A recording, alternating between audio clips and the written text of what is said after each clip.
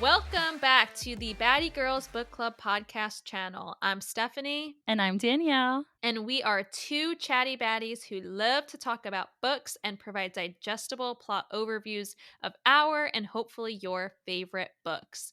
We do strive to be spoiler free as we work through each episode, and we'll have bonus episodes throughout the series where we talk theories, spoilers, and our favorite and not so favorite characters. So for today, we are going to cover the third and the fourth book of the ACOTAR series, A Court of Wings and Ruin, and the cute little novella, A Court of Frost and Starlight.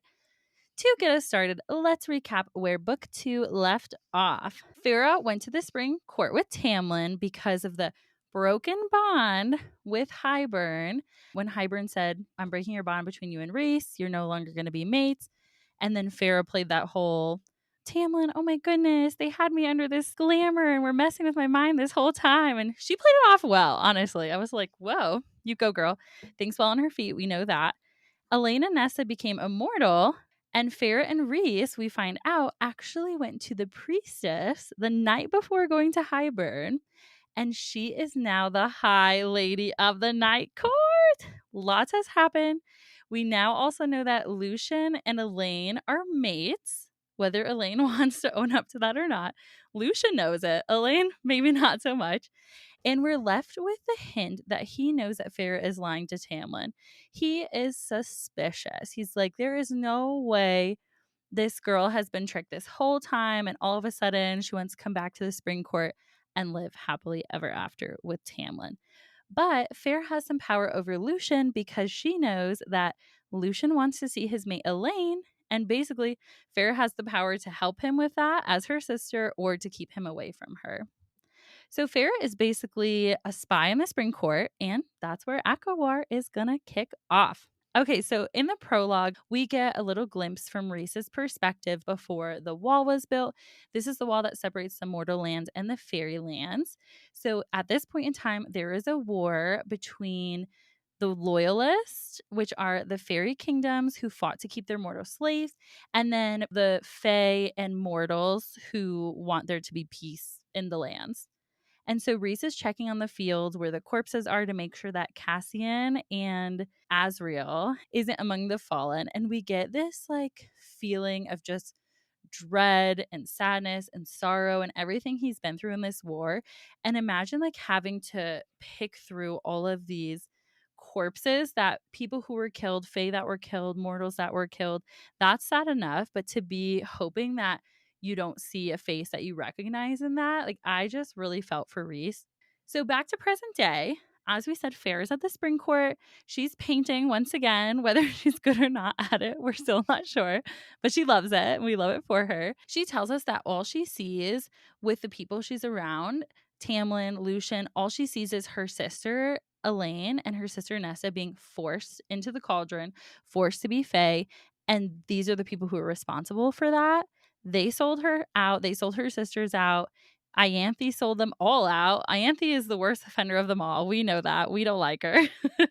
But that's what Farah sees. So she's trying to hide this like rage that is growing inside of her and pretend that she actually wants to be here. We also get a reminder that she has a tattoo now on her right arm, and that tattoo is symbolizing the bond that she has with Rhys that she made when she became High Lady of the Night Court. So she has to glamour that. She doesn't want them seeing it. They think they broke all of their bonds and they're no longer mates, but they clearly are. Thank goodness. We're happy about that. And Ianthe apologizes to Farah for giving her sisters up to the King of Hybern and saying that she thought she was acting in Farah's best interest. She was like, "Hey, girl, I know you're an immortal now, and I thought maybe you wanted to spend this time with your immortal sister. So I just forced them to become immortals. You're welcome." And Farah's like, "No, that's not what I wanted. I would never have wanted that for my sisters." Also, Tamlin reveals that the deal with Hybern was that he would help Hybern by letting them use his land because he's so close to that immortal and mortal border, and that his people would remain unharmed. Oh, yeah, by the way, Jurian will be here at noon. A lot is happening. This is like Fast and Furious starting off this book. So when Jurian arrives, he has two Hybern commanders with him. Prince Dagdan and Princess Branagh are the niece and nephew of King of Hybern. Now, these two are sus, trying to slip into Farah's mind the whole nine, and their plan is to scope out the perfect spot to tear through the wall, but they can't do that until the cauldron has gotten its strength back. It was drained of its strength after the whole escapade at the end of Mist and Fury when every single person was basically attacked near the cauldron. Shoved into the tubby. And let's not Yes. forget, Nesta did not go down without a fight, okay? She definitely took something with her. Shoved into the tubby. Bath time. Scrub it up tub. Scrub it up. It's time for the cauldron tub. We're not minimizing the trauma they went through. That's actually really traumatic, and I'm pissed at everything that happened in that, okay? Yeah. Disclaimer. So Farah's first task while she's back at the spring court is to figure out where they plan to strike and when the cauldron would be back at its max capacity so that she can deliver the message back to Reese. Now, Farah is not communicating down the bond with Reese frequently because apparently them communicating back and forth, it keeps the scent of the bond strong. So high scent means that their bond is more detectable and people are like gonna sniff out the BS that she's doing in the spring court. Lucian tells us that when Calanmay came, Farah's gone, she's at the night court, but Lucian tells us that Tamlin refused to do his great right. You all know how much we love the great right. But Lucian replaced him in the right, and him and Ianthe, Ugh. they got it on, but it did not seem like Lucian really wanted it to go this way. You all know we have thoughts on this. One, am I supposed to feel happy that Tamlin didn't participate, but that, oh, No. it's okay, Lucian did it? Like, I hate everything about this. Like, I hate it. Lucian, why did you volunteer as tribute? Just refuse. Like, just refuse. Just refuse. And Tamlin, we are not proud of you regardless because we We're saw what you not. did at the last Great Rite, okay? We saw This what you did, bud. But yeah. also, like, wasn't the whole purpose, please correct me if I'm wrong, and I don't wanna go down a whole great Yeah. right rabbit hole right now, but wasn't the whole purpose in book 1, like, didn't it have to be Tamlin? It was just like, magic has to be generated and Yes. all the High Lords participate, so, like, oh, now in this book so did Tamlin have an option to Did participate he in have book an 1? option? No, because why if he could just pass it up in this book, but in book 1 when he's Yes. kind of feeling fairy, he's like, "Oh, but I have to. It's the magic for the lands." Like, Yeah. Why couldn't it have just been any high fae? I took it as, like, the High Lords did it because they are, like, the most powerful, and so they could regenerate the most magic for the lands, the sake of the lands, but clearly that ain't the case because Lucian was an acceptable second. but clearly not because we know the spring court goes Yes. downhill shortly after this. It does. Oh my goodness. That actually Okay. explains a lot. That explains a It lot. does it does. It actually does. So, Farah is woken up to a nightmare and decides to go to Lucian's room and tells him it's about, the memories she has under the mountain. And she just really leans on him, like literally leans on him in this moment. And you would think, oh, why isn't she going to Tam Tam's room? Like, why isn't she seeking out his comfort? That's because our girl has a plan. She literally latches onto Lucian and starts crying, but it's fake tears. And then Tamlin comes to check on them, and he is like, excuse me, what's happening here? He feels like he just, saw them going at it or something. They were just hugging. So simmer down. And he is jealous. And this was all a part of Farah's plan. So she knew that Tamlin would come looking for her, which is why she went into Lucian's room. And she is all about turning his court against him. Like she is trying to blow it up from the inside. And I love it so much. I love everything about it. So the next day, the crew gets ready to go back to the wall and continue their research on where's the best spot for Hybern to come through, where are the holes, yada yada. And they arrive at their campsite by the wall for the night, and Lucian and Farah chat a bit about how this spring court can't just break this deal with Hybern. They can't just say, actually, we don't want to work with you anymore, because obviously there would be retaliation for that. While they're having this conversation, they look over and notice that there are 3 children of the blessed standing at the wall. Bum, bum, bum. So Farah tells the children of the blessed that they're basically dead if they try to cross the wall, aka Branagh and Dagden are going to try to kill them. Now, Farah, trying to help these mortals, she goes into their minds of the children of the blessed and convinces them to leave. But sadly, in the middle of the night, Dagden and Branagh went after the 3 and they killed them anyway. Farah is so upset by this and she's trying to get revenge on the 2, so she sends the bog after them. By the way, I know we've pronounced that word 10 different ways. We don't know. We're doing our best. I'm going to stick with bog for now. It feels right, but Listen, we're human, we're not high fae, so expect less of us. unfortunately, we're not. After that, we're back at the house. We're back at the Springcourt Manor. Tamlin, of course, he's fuming because God forbid Farah should do anything with any type of authority because these are our allies, yada, yada, yada. And Farah and Tamlin, they have some strong words with each other. And Farah kind of eggs him on to get him going, to lose his temper a little bit. And of course, he delivers. We know he's a guy of many tantrums. And he does just that. He loses control. The room gets turned upside down. Farah ends up injured. Lucian has to carry her out. Tamlin's a loser. So we have Braun and Hart, which are 2 sentries that were present for this, and they're upset that the fact that their High Lord could do this to Farah and to the room and to everyone else who had to witness that. But this was just another one of Farah's ploys to tear apart the Spring Court under the radar. So unfortunately, she did kind of have to take the grunt of this, but it was very intentional. So our girl is injured, but she's intentionally injured. Yes. Okay, so after Tamlin's little temper tantrum Tamlin, they end up going back to the wall again.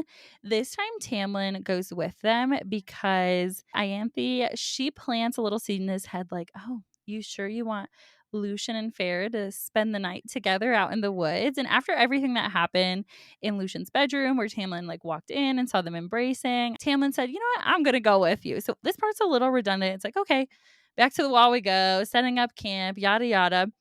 And this is the point where Fair is like, okay, I'm going to get gone. This is my chance to leave. I'm going back to the night court. And when I say she has what she needs, when she is at this camp, she talks to Bran and Dag. That's their name now because I can't pronounce it. They just start dropping information about how many ranks they have and how many allies they have. And this is where Fair reaches a point of saying, okay, I got what I needed. I'm going to get gone. I'm going before I don't have the opportunity to go. So she sneaks out of camp, runs into the woods, but not before planting into the mind of one of the sentries that she fled for her life after being nearly killed by Bran and Dag, which I love. She's smart. She's covering her bases, covering her tracks, if you will. She begins her journey, and no more than like 2 minutes into it, she finds Lucian and Ianthe in the woods.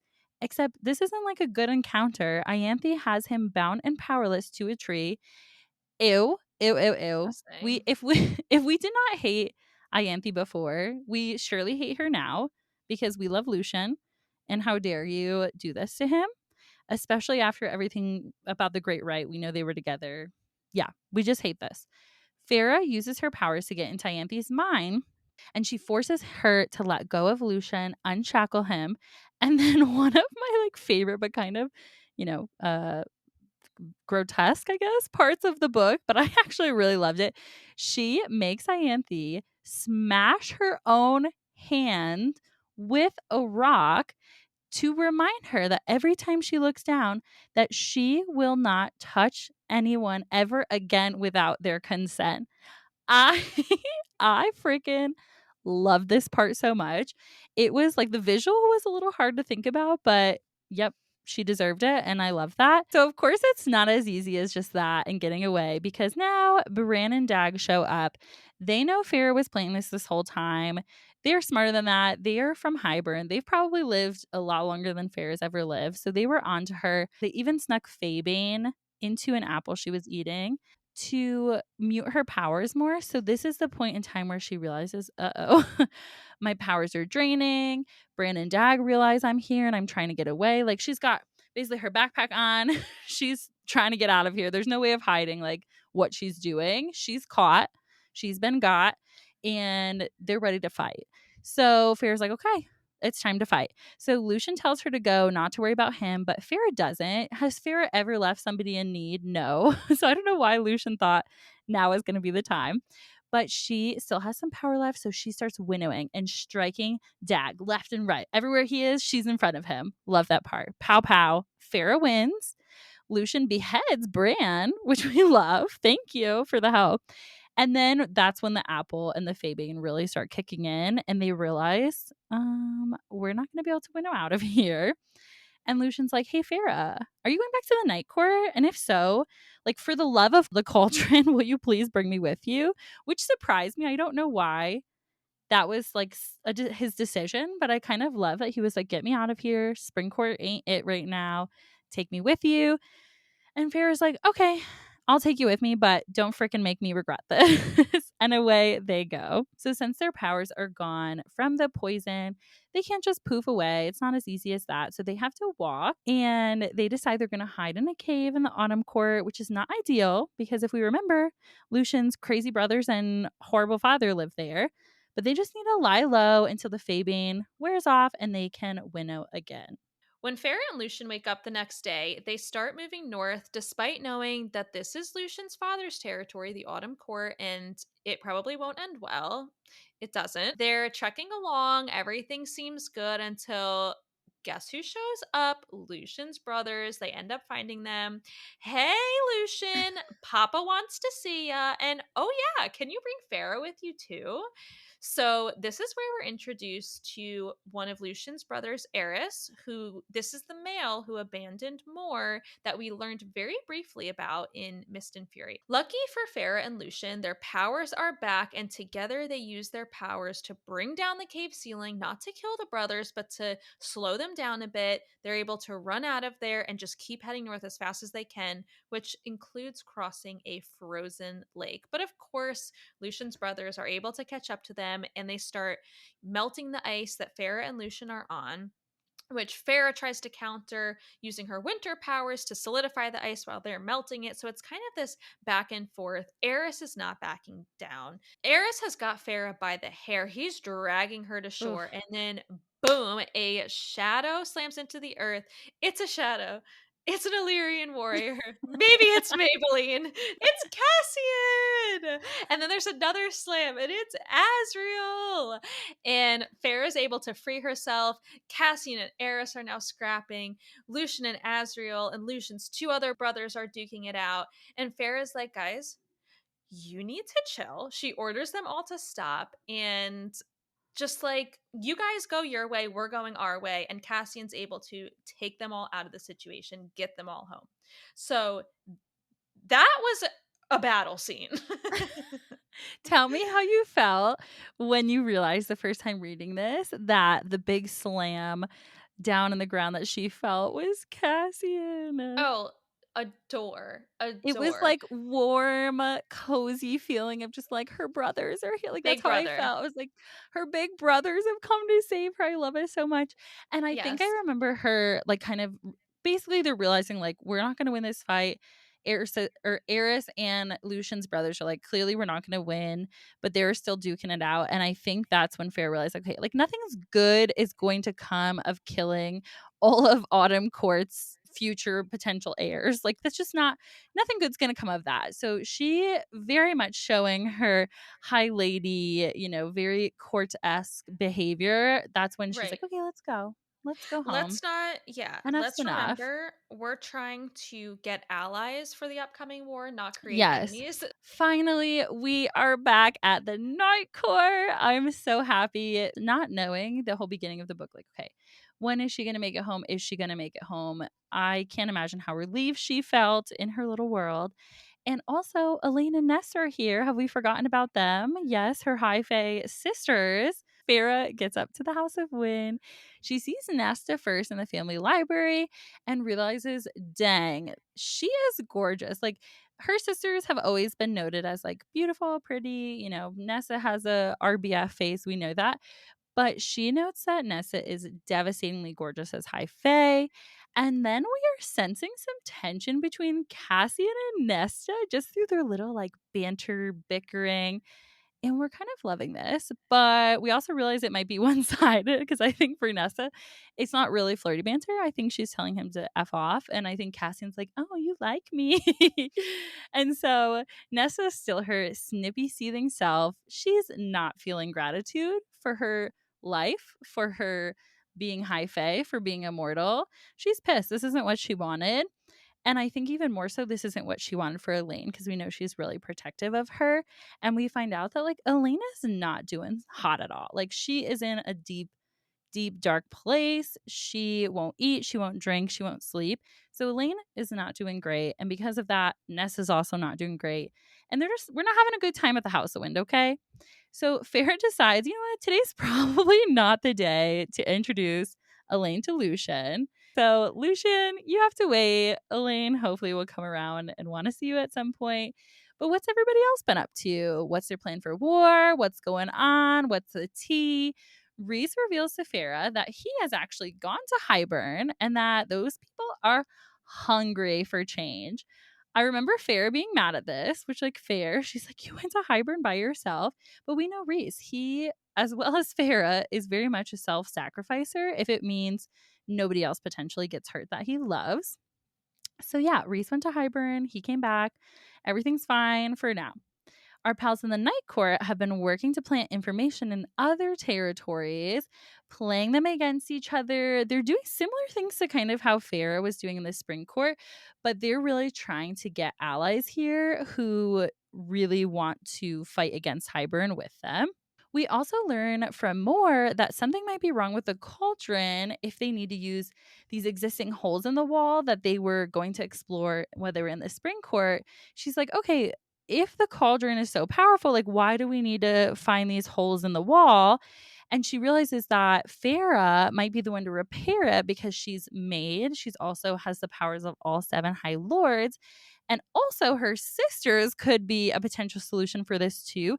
They want to repair these holes in the wall so that Hybern can't just slip right in.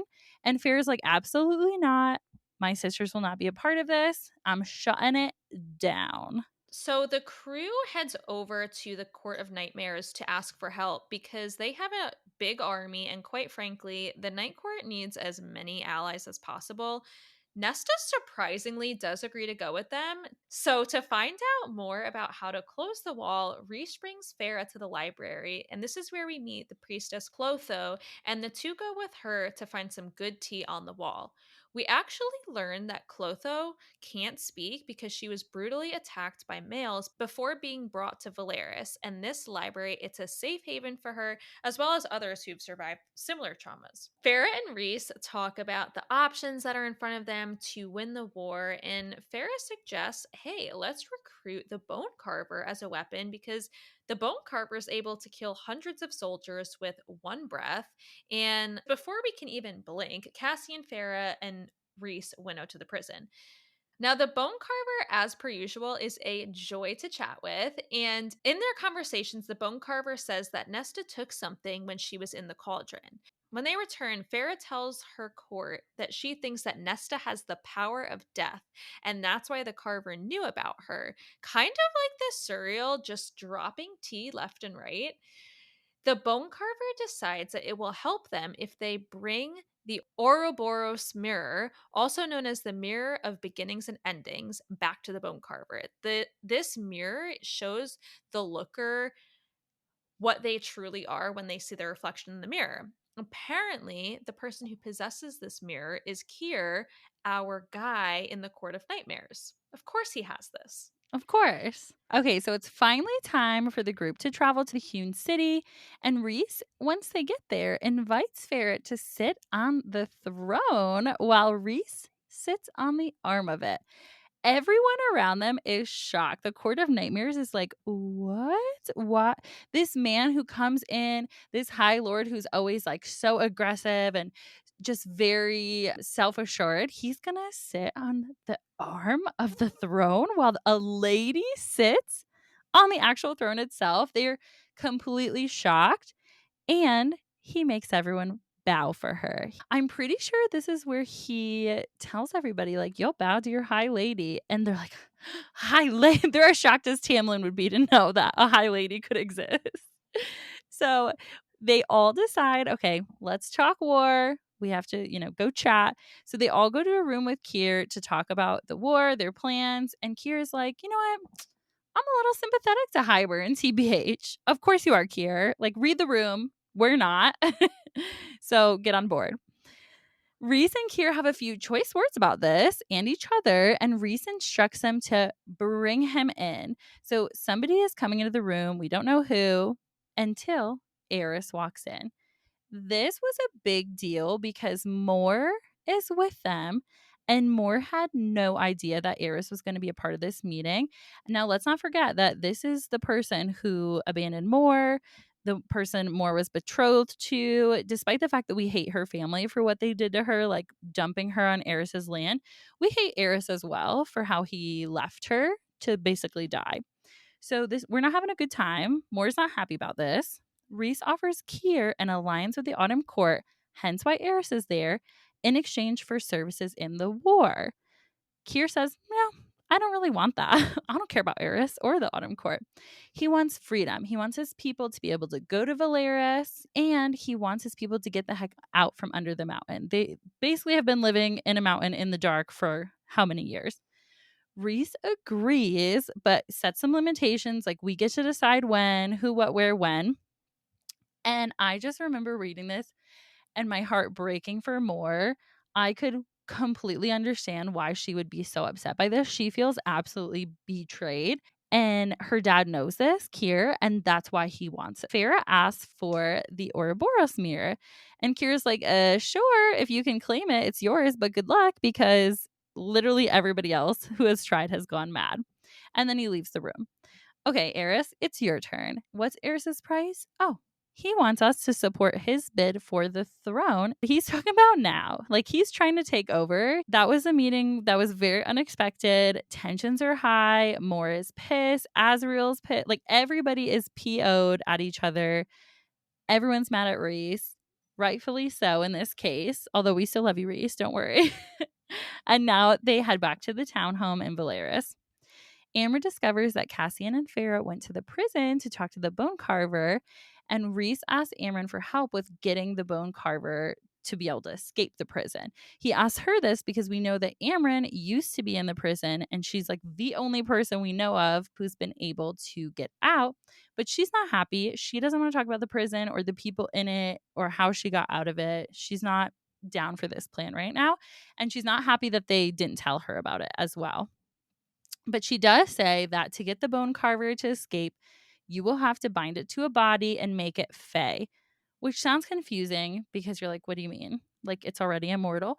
But what these creatures are, what Amron was, what the bone carver is, they're like completely otherworldly. They're not just your typical immortal high fae. Basically, to them, the high fae is like what humans would be to high fae. Like, they are a whole other level. And so what Amber did is she binded her body to a fae body, and that's how she got out. That's why she looks the way she does. That's why she blends in, but also that's why she's not the same as everybody else. Okay, next up, everybody thinks that Elaine is absolutely losing her marbles because she keeps making these like wild exclamations, such as, I hear her crying. Everyone thinks she's dead, but she's not, only different, change. And then she also says, I saw young hands wither with age. I saw a box of black stone. I saw a feather of fire land on snow and melt it. If my sister just started rambling nonsense like this, I would be genuinely concerned. Like, genuinely worried. Someone get the healer in. That's exactly what they do. They call on Maja, who is like the healer of the night court, the best of the best. And they say, sis, can you come by and check on Elaine? She ain't well. Maja comes by the next day, does all of her little, healer moves on Elaine and tells them there's nothing wrong with her. She also does mention, though, that she was not able to actually get into Elaine's mind. It was just like a wall. And I think that's because she was made. So she can't just like tap into that. But nobody knows what's wrong with her. Everyone says she's fine. She's clearly not. And despite all of this, She continues with her little spooky tangents, and now she's saying, "Twin ravens are coming, one white and one black. Dot, dot, dot." This is Ooh. so ominous. Spooky, spooky vibes. It's almost like Elaine is foreshadowing. Woo! We love a good foreshadow. Our group is overdue for a few days of normalcy, which they get.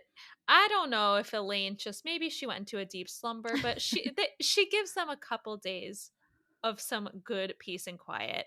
So Azriel and Farah continue working on her flying skills, which isn't going great. Farah's not an A+ flyer yet, but they're forming a solid friendship at least. They've got that going for them. In one of their sessions that they're training together, Azriel ends up telling Farah the story about Nefel, a fae who was rejected from the Legion fighting ranks due to her wings being too small and they were malformed. Now, during the last war, everyone believed that Miriam and Dracon's people had died, but in fact, Miriam led them through the desert and to the shores of the sea. And Miriam had stayed to make sure that everyone got through. And she, at that point, was speared by the queen. But Nefel, who had already gotten through the sea passage, had returned for Miriam.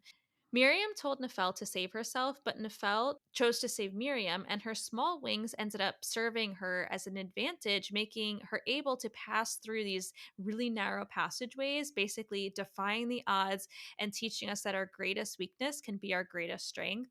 Now, I feel like this story seems a little bit random for Azriel to be sharing this with Farah out of nowhere, but the story about Nefel and Miriam, I think it serves a really big purpose here. I think the group calls this like the Nefel philosophy or something like that. And it relates to that, like your greatest weakness is your greatest strength, like I was saying before. And when Farah hears this story, she's really, really inspired to just keep trying, keep fighting, keep working with Azriel to train those wings. And she just like gets in the zone with this. I love this story of Nefel so much, and I thought it was really sweet that Azriel shared it with her. And I think he also shared the sentiment because think about like when you learn something new as an adult or when you're older, like me with skiing, it just doesn't happen. Like I didn't grow up skiing. It's way harder when you're older. That's what Azriel says about flying. Like he was not born in these Illyrian ranks, just like with the ability to fly Mhm. from birth, like Reese and Cassian were. He was locked away in darkness and the shadows when he was younger, and like so many horrible things happened to him. And so he didn't learn to fly until he was a bit older too. And he remembered being scared. He remembered what it felt like. So I love that he's able to share this experience with Farah. I thought it was very sweet. Okay, so it is the next day. Farah and Nesta take a little trip to the library, which is under the House of Wynn. It starts out really nice. They're not, at each other's throats. When all of a sudden they feel this shift in energy. So they're like going down deeper into the library. I think that they were looking for more information on the wall and the history. And all of a sudden they just feel like something is here, something's wrong. And so Farrah's like, we got to get out. Like, we are in the depths of this pit of a library. Let's go. They run right into two males, not just any males, two high fae sent from Highburn to come collect Nesta. Maybe Farrah too. Why not? Highburn is trying to get Nesta back because Highburn knows she took something from the cauldron and they want it back. He wants his power. He's a power hungry king, like any king is. So they blow Fabian dust on Farah and Nesta to stifle their powers. And they introduce themselves as the king's ravens. Cough, cough. Two ravens are coming. Okay, so maybe Elaine isn't crazy after all. So Farah decides to lead the ravens into the pit of the library. She has a plan for the most part, and she's going to try to get them out of here alive. Not the ravens, her and Nesta. She's trying to get out alive. All the while, the ravens are talking from behind them, telling them what happened to the queens.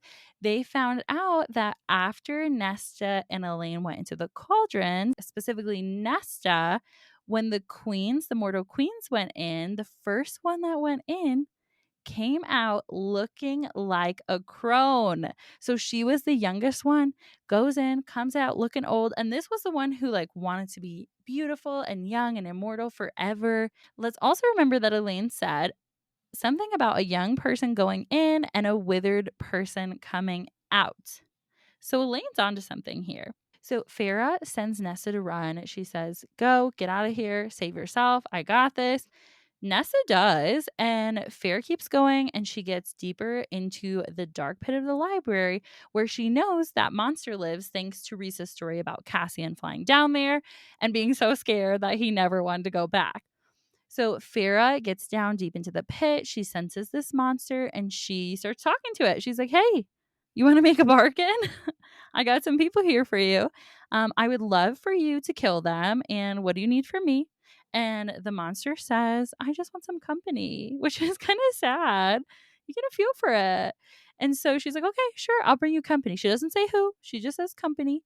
And he says, "Okay, close your eyes. I'm going to get him." And he rips these ravens to shreds, like rips them apart.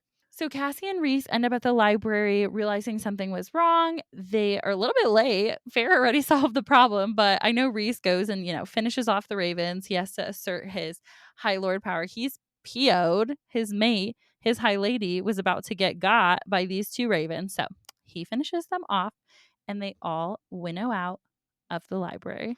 Again, the group is together and they're chatting about war strategy and the upcoming meeting. And Elaine comes in hot with some out of pocket nonsense saying the queen might come. Hey, girl, which queen? Elaine says, the queen with the feathers of flame. And Azriel's like, oh, I get it. Elaine is a seer, seer, seer, and that the cauldron made her a seer, meaning that Elaine can see things that other people can't. So we learn that the sixth queen, Vasa, is cursed, not sick like they said in the last queen meeting, and that the other queen sold her to some dark sorcerer lord who has an onyx box that is more vital than anything. Okay, this tracks with everything that Elaine was saying before. So this dark sorcerer lord keeps other girls like her, and by day, Vasa is one form, and by night, she's human again. So this is the bird of burning feathers. She's a firebird by day and a human by night. The group argues back and forth on if they should pursue this venture or not, with everything else going on, right? We've seen they've got their hands pretty full right now. But Lucian offers that he will go and he will try to find Vasa because he said that his one eye, can see things that others can't, like spells and glamours. And I feel kind of bad for Lucian in this moment. He's like, look, you guys, you have your inner circle. You won't really miss Yeah. me. I'll fight with you. I stand with you if you need me, but I don't really have a home court right now. I'm happy to be the one to go off and do this. Yeah, he's like, "I want a purpose." So Lucian heads off the next day, and then Amron drops an absolute bomb that Hybern attacked the summer court and the area surrounding Adriata. Reese and Cassian winnow into the war camps to give orders. Asriel went to scout out Adriata with his most trusted spies. Moore and Pharaoh winnow to Adriato, and it is ugly. And they're the only court that's there right now. So they go into the palace. We find that there's troops in the lower levels of the palace. They're making their way up, and there's about 50 of them. The killings have begun and it's getting bloody. It's not great. Fear and Moore are tearing up the palace though. Like girl squad all the way. They've got each other's backs. We love it. Not going to get into all the details here because, like I said, it's very gory. All the while during this fighting, Farrah's trying to find Reese down the bond and she's just like hitting nothing. It's a wall. Like she's not able to find him. And that's stressful for her. So at the end of the chapter, she finally finds Reese through the bond, but she sees through his eyes. Like he lets her in for a minute, closes up the bond. She is seeing through his own eyes and realizes that he's been tracking down the source of whatever's been dampening his power. As soon as they arrive to Adriata, he realized, like, okay, something's wrong. My power doesn't feel the same. Something's dampening it. There's something awry here. And he realizes, lo and behold, that it is the king of Hybern. So now Fear is trapped in Reese's mind, just watching all of this go down, which I can imagine is terrifying. The king makes it clear to Reese that he knows about Farrah's powers and that war is coming. Farrah's like, kill him, please kill him." And so Reese lashes out to discover that the king is only a hologram. He got bamboozled. The king was never really there. It was all a facade. But that was stressful for everybody, probably more so for Farrah and Reese. They decide, okay, we're going to go back to the palace, try to find the others. But instead, we find Varian, the Prince of Adriata, which is scary because, like I said, there are blood rubies for their heads for Reese, for Farah, for Amryn. They go back to the palace. They meet up with Tarquin. He tries to blame Farah for this because she was at the spring court and deceived Tamlin, which in turn left the door wide open for Hybern to come on through. So basically, the spring court is just like up in shambles, and Hybern's like, perfect, now's our chance. We're coming in. And Reese and Fair are like, dude, it wasn't us. Okay. Hybern chooses where and when to fight. And Tarquin's like, you need to leave. Time to go. So eventually, they went back to Valeris, leaving Cassie and Azriel behind to tend to their Illyrian legions. So ungrateful, Tarquin. Like these people just showed up Rude. to for you. How about a thank you? Thank you. I'm pretty sure he says, like, the blood rubies aren't, don't count anymore, but he's still mad. He's big mad. They're He's got a invalid, but grudge. get out. Whatever, Tarquin. Got your panties in a bundle. The group decides that they will hold a meeting amongst the courts to discuss war strategy, and they're going to hold this at the Dawn Court. It's kind of a neutral territory at this point. Nesta decides that she's going to join the group because no one else will fight for the humans. This is another moment for me that's a little surprising when Nesta's like, yeah, I'm good. Like, I'll go, no problem. Roll call for the meeting. We've got Callius, who is our High Lord of the Winter Court. We've got Helion, our High Lord of the Day Court. We've got Thesson, our High Lord of the Dawn Court. We've got Baron, our High Lord of the Autumn Court. We've got Tarquin, our High Lord of the Summer Court, and Tamlin, a High Lord of the Spring Court. Of course, we've got Reese, our High Lord of the Night Court. Now, when Tamlin walks in, he can tell right away that Farah and Reese are married by the tattoo, the ring, the crown. He's absolutely seething at this. So he goes on a rampage and he's just like shaming Farah left and right in front of everyone. And I will say, I struggled with all of the Tamlin hate in the first two books, but this moment in Wings It and was Ruin, warranted. it did it for me. Like I really I did not like the way that he acted here. But this is also where we get our famous "be careful how you speak of my high lady" scene. And the whole time when I had seen this quote before I actually got to reading the book, I thought that this quote was from Reese. And I love to find out that it was Azriel who said this quote. I really did. Basically, everyone is on edge and fighting. And Nesta decides now it's her time to shine. And she demands for every High Lord to help. So Farah hits us with some beast quote, and she's like, I'm going to use these powers, my powers. I'm going to smash Hybern into bits. I'm going to burn them. I'm going to drown them. I'm going to freeze them. I'm going to heal the injured. I'm going to shatter Hybern's wards. I've done so already. I'm going to do it again. And if you think that my possession of a kernel of your magic is your biggest problem, then your priorities are severely out of order. Slay Queen. And she never even asked for these powers. They were given. Thank you very much. And so after this, everyone, including I think Tamlin, basically stands up, round of applause, mic drop, and they're like, okay, yeah, we'll fight with you. Thank you for that speech.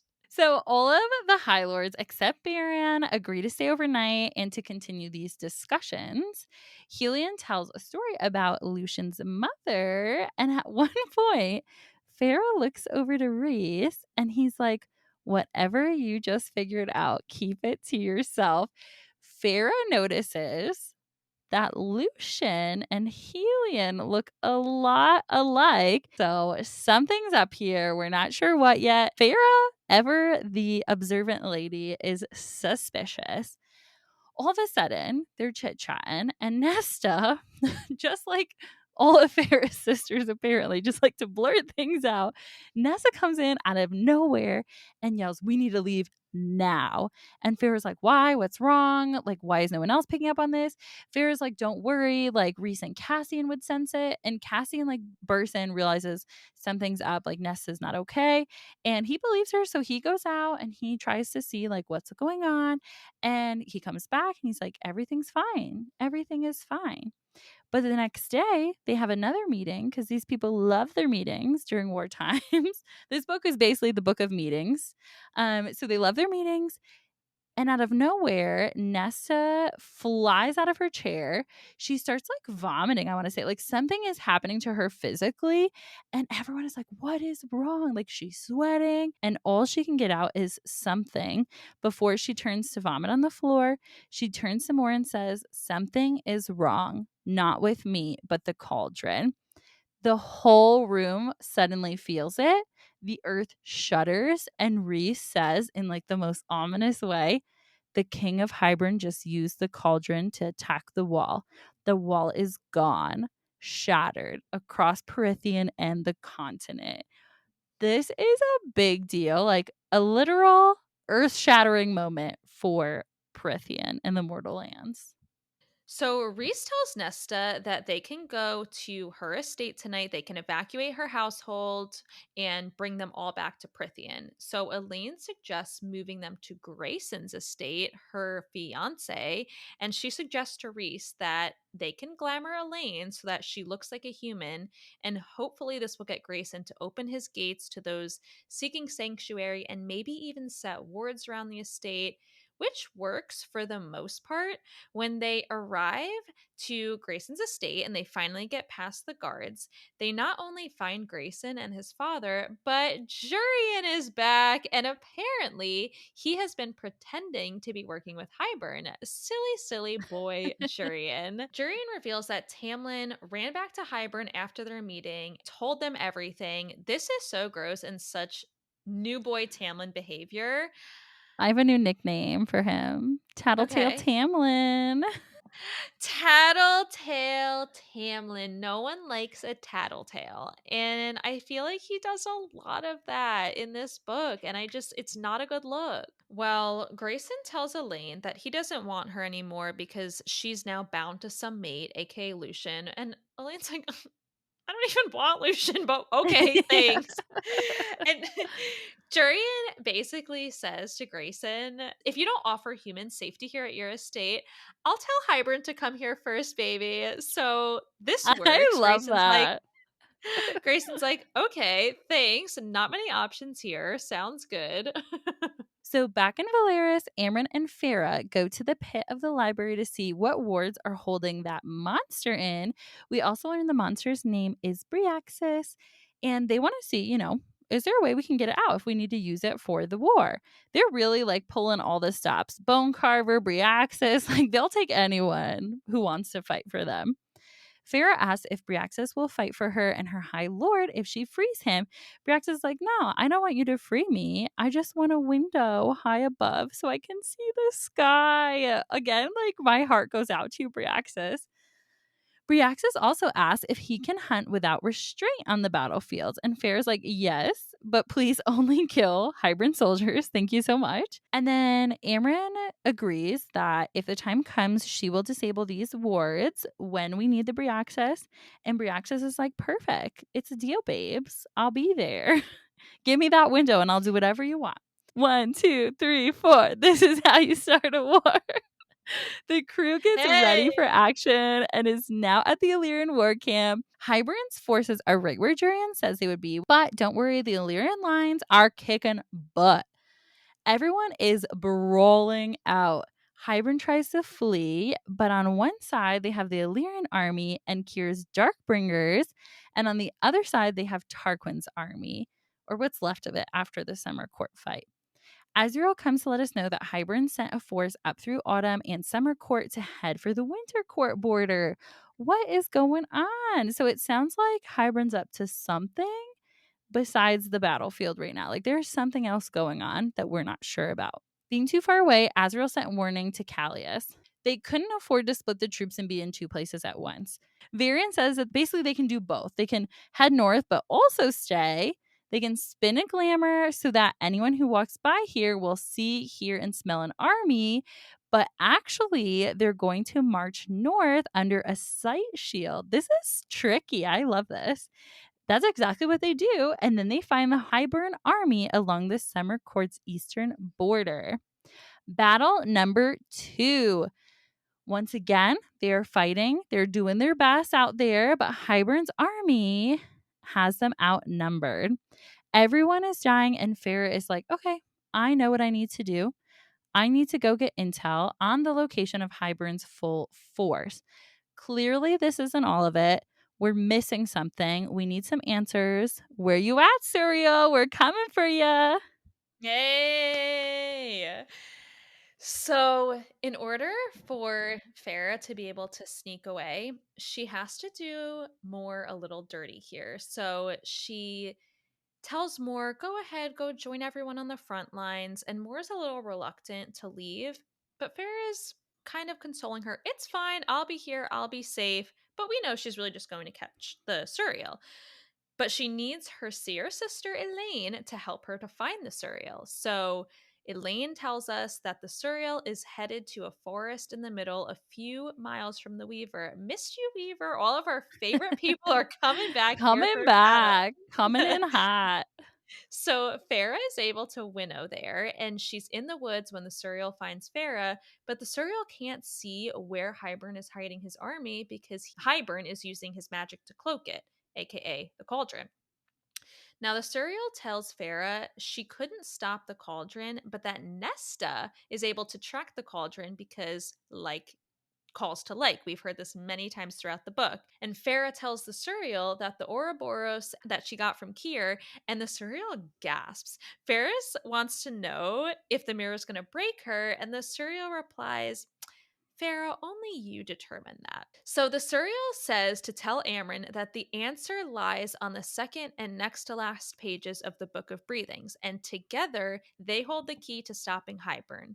Now, in the middle of saying that, an ash arrow goes through the Suriel, and it's a freaking Ianthe with two Hybern soldiers. The Suriel tells Farah to run. Farah does run herself into the Weaver's cottage, but don't worry, she has a plan. The Weaver's like, hey, thief, I know you've seen my twin. I smell him, the Bone Carver. The Bone Carver is the Weaver's twin. And the Weaver's like, wait, what are you? And what did you bring me, little wolf? And Farah's like, oh, I brought you some dinner. Ianthe and the two guards enter the house. They're not able to see Farah in the shadows. I'll spare the details here. The Weaver goes in on Ianthe and the two guards, and they do not make it out alive. They are dead, all three of them. And so, mission accomplished there. We've got the immediate threat out of the way, but hey, we've also still got the Suriel outside who was hit with the ash arrow and who is dying. So, Farah goes back outside to try to help. And the Suriel tells her, don't waste your magic. Death is close. What can Farah do? She's feeling so helpless. And the Suriel says to just stay with her till the end, which she does. And this moment, there were a Rip lot my of heart out. Rip it. ri- It's yours. rip it. You can have it. Take it with you, Surreal. It's yours now. The Suriel might be honestly one of my favorite characters in this book. Same. It says that it knew that it was being tracked, that Ianthe and the two soldiers were tracking. And Farah's like, well, why did you come? Like, why would you put yourself in that situation? And it says that Farah fought her fear and she was kind to the Suriel. And it just keeps telling her that she should go and that worse things are coming. And with that, the Suriel dies. Again, rip our hearts out. I absolutely hated this. So Helion finds Farah there. He reiterates what the Suriel said. It's not safe for her to go there and to come with him. And with that, Helion winnows Farah back to the camp. Okay, we're back at the camp. Our hearts are sad. We're grieving the Surreal. And oh, yeah, Cassian's hurt as well. But never fear because the healer is with him and we won the battle. So that's good news. Reese is not mad at that Farah left, but he is sad that she didn't tell them. just like leave a note for me, babe. Just let me know. Like, BRB, going to catch the cereal, keep fighting that good fight. But more, not so much. She is mad. Farrah broke the girl code. Farrah broke every code, the friend code, the honesty code. And she is just so angry that Farrah didn't feel like she could trust them. Even if Moore didn't want her to go, she would have supported her, and she just wants to know where her high lady is so she knows how to help if she needs to. I love that. Like, this is so the opposite of her experience in the spring court, where it was like micromanaging. We need to know what you're doing, when you're doing it, so we can control it. In this case, everyone's like, no, we just want to like know where you are so we can help you if we need to. And like, you can do what you need to do. Just like keep us posted. Okay. So they get in this really like passive aggressive fight. Everyone's hurt, feelings are hurt, but okay, we got other business to attend to, ladies. Off to the cauldron. We need to find it. We need to figure out where it is. Time for the stones and the bones, aka 3 stones and 4 bones that apparently Nesta can help us find the cauldron with. So Nesta holds them in her hands and casts her mind to the cauldron. Nesta's face, like in this moment, where she's calling out to the cauldron, trying to feel its power, it changes. And obviously she's seeing something. And so Farrah's like, okay, I'm just going to like slip in her mind real quick, make sure everything's okay. And she realizes, whoa, the army is going on for days. The army is stretched into the horizon. The sheer size of it, I think, shocks both Nesta and Farrah. And she sees the king standing over the map in a war tent, flanked by Jurian and some commanders. And she sees the cauldron squatting in the center of the room, but it seems like it's alive. Like it has an awareness to it, and it knows that they are there, and it is not like, it is trying to like come for them. It almost, I think Farrah describes it as like it lurches towards them, and Farrah's like, Nessa, let go of the bones, let go of the bones, like we got to go back. And so finally she does. Let's go of the bones. They get back to, reality, back to where they are. She throws the bones and stones down on the map, and it creates a perfect magic circle, and that's where Hybern is.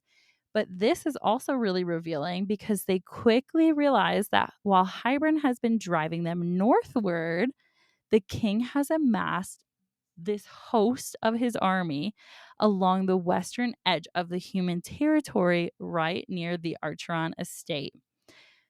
Oh, that was a lot. Okay, that's a lot to take in. So our crew decides, you know what?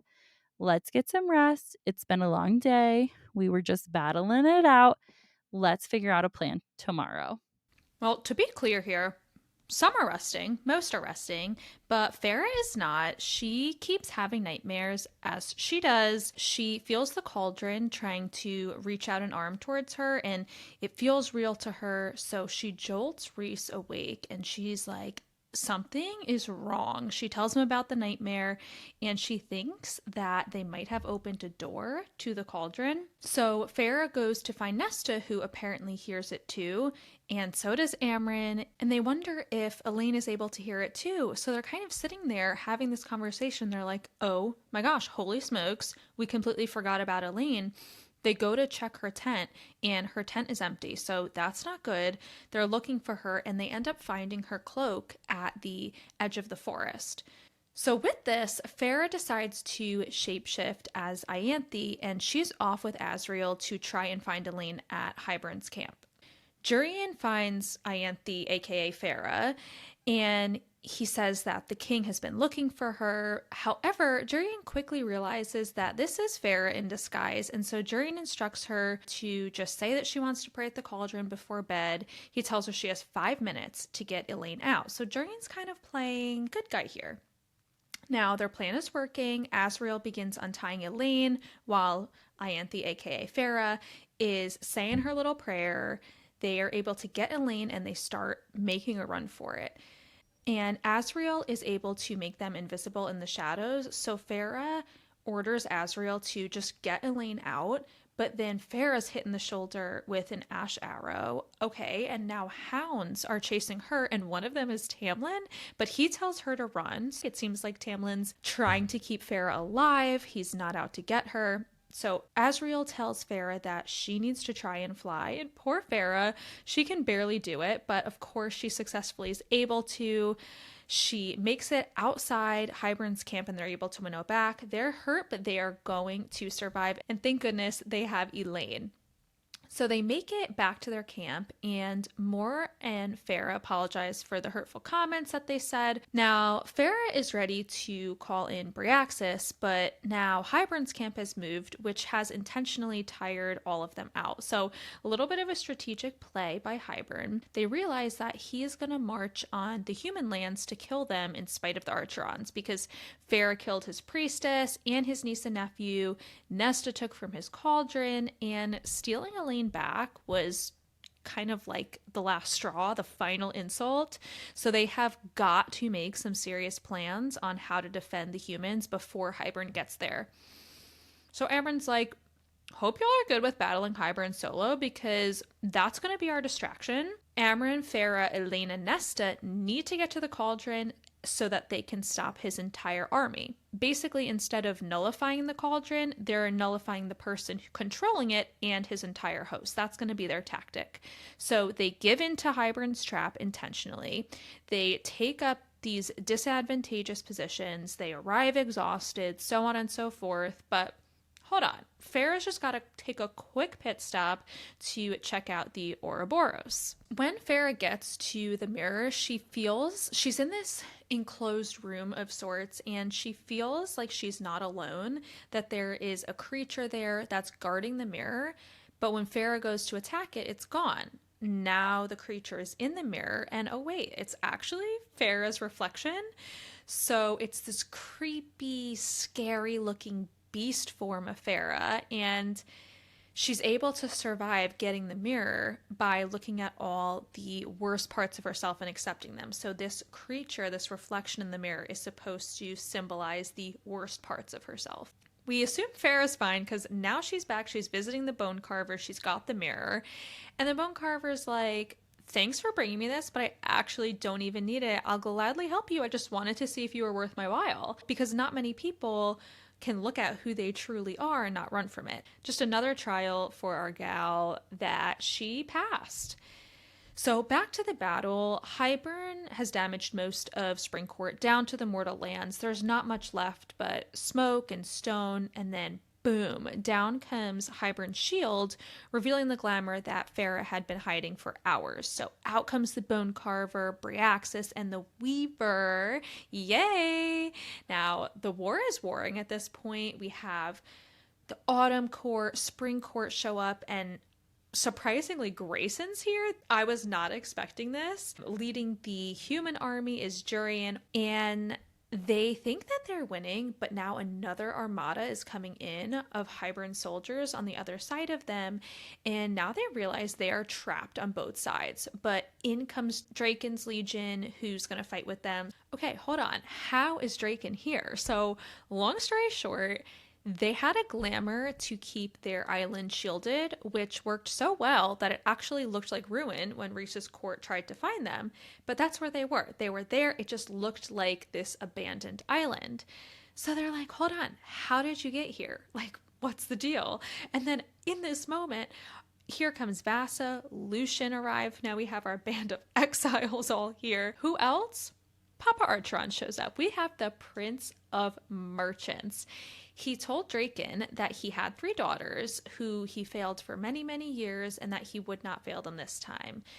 This absolutely slayed me, crushed me, tears and all. I'm not sure what compelled Papa Archeron to have a turnaround moment, but I love that he ends up not being a bad character for the entire series. So now Vasa's out here, she's kicking ass, taking names, she's burning stuff left and right. Nesta is using herself as bait to get King Hybern away from the cauldron. The Weaver's distracting the guards by killing them. Doesn't really end well. The Weaver's neck ends up getting snapped. The Weaver is dead. But Amron and Farah make it to the cauldron. That was the point of this whole thing, was you guys have to fight. It's going to serve as a distraction. Just stay alive. We need to get to the cauldron. So they're there. But as they're there, Amryn doesn't read from the book. She shoves it behind her with a kick. And at this point, we're like, is Amryn evil? Like, was this whole thing a setup? So Amryn lied to Farah and she set her in a trap. And yeah, I really thought she was about to become the villain here. But now, what Amryn needed, she needed Farah to become a conduit from the cauldron, which was taking over Farah. It was searching for Nesta. And as Farah's fading, she sees Rhys and Helion transform. Rhys is growing talons, he's growing scales, feathers, his face is a thing of nightmares. And with this, Hybern's army started fleeing. Now, their father, Papa Archeron, he did come here to save them, but unfortunately now he's got a sword to his throat by Hybern, and unfortunately the king does end up also snapping Papa Archeron's neck. We've got Cassian on the ground, his wings are snapped, there's blood leaking, and when the king approaches him, Nesta is fuming. She tells the king she's gonna kill him, she's in this primal-like state, but the king is kind of taunting Cassian, which makes Nesta explode. And with that explosion, she takes hundreds of troops out with her. Cassian tells Nesta to just go, and she says like I can't. Like she's staying there. And Cassian says he has no regrets in this lifetime except for not having more time with Nesta. I love this moment. He leans up, he kisses her. Nesta, she kind of covers Cassian with her body like a shield of sorts, and all of a sudden a black blade is across the king's throat. Elaine stabbed him. Another shocking moment here, I have to say. I didn't think that Elaine had it in her, but she did. Now the king's head falls off. Fine, Hybern's dead. So again, we're back to Amryn and Farah at the cauldron when Amryn tells Farah that she needs her help to unleash her from her mortal body and to let her end this battle, which reluctantly she does. Amryn then transforms into her real form, which is described with great burning wings and a crown of light floating above her flaming hair.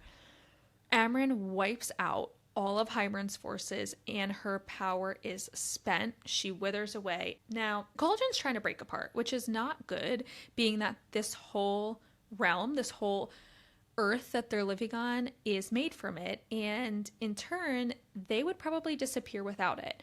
So Rhys uses every last drop of his power to put the pieces of the cauldron back together, and it works, but okay, great. Now we have the mating bond is gone, and Rhys is dead. Now Farah begs the High Lords to save him, the same way that they resurrected her under the mountain. And I don't even think there was a lot of reluctancy here. Tamlin shows up, and Farah says she will give him anything. She is begging him. And Tamlin steps up, and he gives the last kernel of light, and he says, "Be happy, Farah." It's giving redemption arc, and I really, really love that. So Rhys is now revived. The first thing that he says when he is conscious again is like, "Oh, go get Amryn. Like, I brought her back with me." So that's incredible. We didn't have to lose two people from our inner circle. Amryn comes back. She pukes her guts out, but now she has solid eyes. I don't know exactly what this means. But anyway, now the sisters have a burial ceremony for their father. Lucian's back, and the first thing that he asks is if Elaine is all right. So they catch up briefly. Farah's like, "Okay, Lucian, like, where are you off to next? What are your next steps?" Right? You've been kind of between these two courts for a while now. You're kind of playing middle of the road. What do you want to do next? Lucian doesn't really know. Elaine invites him to come to Valeris, which I think is great progress. To be determined. We'll see what Lucian actually ends up doing. Now we meet Draken and Miriam as everyone is recuperating in the war camp. And with that, Farah asked Miriam and Draken if she can leave the cauldron on their island with the glamours to keep it safe, right? We remember that their island was shielded so well that even Rhys couldn't detect that they were on the island. So what a perfect spot for the cauldron. Now, the crew's back in Valeris, they're eating, they're joking around, and this book ends with Farah and Rhys making a bargain that when it's time for them to leave, they leave together, aka die together, aka kind of Romeo and Juliet style. What a way to end a book. We're just going to quickly pivot into Frost and Starlight because it's pretty short. It's a novella. There's not too much that happens here, but it's definitely an important bridge to get us from Wings and Ruin into Silver Flames. So, Frost and Starlight starts out exactly as the title implies. It's wintertime in Valeris, it's snowing. We have the winter solstice coming up in a week, which is also Farrah's birthday. A few character status updates. So, we have Elaine, who's still living with Farrah and Rhys. We have Nesta living in her own home across the city. Nesta hasn't really spoken to anyone. We have Lucian, who did decide to come to Valeris. He's living in an apartment. We have Jurian and Vassa, who are in the human lands living with Grayson. Bryaxis is still MIA. Rhys is currently at Devlin's camp, which is Windhaven. He's there with Cassian. So Rhys is trying to challenge the traditions at Windhaven a little bit. The traditions being that males either train or do trade work, females cook, clean, and do laundry. So Cassian, Rhys, and Devlin agree that females can train for an hour and a half daily. This is definitely to Devlin's dismay. He's not really for this. Being at Windhaven, we get a tidbit on Cassian when he goes to Ramiel, a sacred mountain where a blood rite is held annually. But otherwise, the mountain is off limits to anyone except for the Illyrians. So the blood rite takes place over 7 days and is where novice warriors compete to prove their readiness. So, backing up from Windhaven, we're back in Valeris. Everyone's shopping for gifts for the solstice. Farrah discovers a shop for sale in the Rainbow thanks to another local shop owner named Racina, who is also an artist using the studio space. Racina is trying to hang out and paint with Farrah, but Farrah is kind of in her secluded era. She's painting alone in an empty studio space for a while. And after a few solo visits, Farrah was actually gifted the space from the family who owned it because they saw all the potential that she had and how much she loved the space. So they gifted it to her. And Farrah's very inspired by this. She starts to think that maybe she could help others by teaching them how to paint. Racina eventually joins her in this venture and they become business partners and they offer free classes and supplies to anyone and everyone who wants to join. So of course we have to have something brewing here. So Mora tells Farrah that the two of them plus Rhys are going to Hewn City that night, but Mora knows that Eris is going to be there and she's curious what her father and Eris could possibly be up to together. It seems like Eris's father wants to expand his territory into the human lands. So I feel like we just get rid of Hybern and now we have freaking Baron in the conversation, just stirring the pot. Farrah goes to visit Nesta, who's going through it. Nesta is drinking in a seedy, miserable tavern called the Wolf's Den, and Nesta is standing firm that she does not want to be a part of this little group, aka the Inner Circle. And all Nesta is really looking for from Farrah is money for her rent, which is due.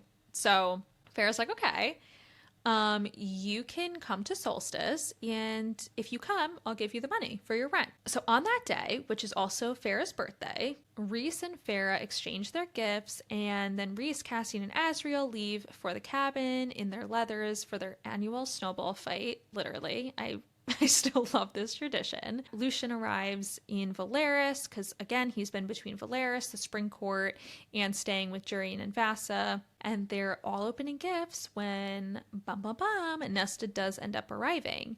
She basically has one glass of wine, she gets her rent check, and then she leaves. And Cassian does not like this. He goes and he follows her out. He offers to walk her home, but he has a present in his hand. And Cassian he's just like not impressed with this act from Nesta. So he urges her to go to another court if she hates it so much here. Like, bring your misery elsewhere.